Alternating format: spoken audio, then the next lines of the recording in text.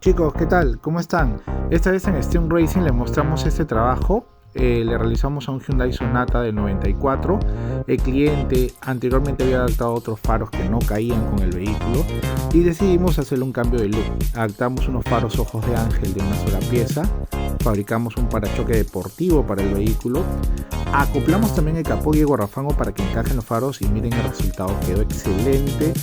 Otro cambio de look, el vehículo es más deportivo, pintamos toda la trompa, guardafangos, parachoque, el capot y quedó espectacular. Así es que ya saben, síganos acá en nuestras redes sociales, en Steam Racing.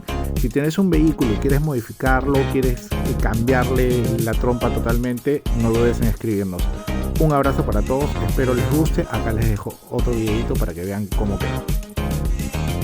No te olvides de dejar tu like y suscríbete a nuestro canal para que veas todos los proyectos que tenemos.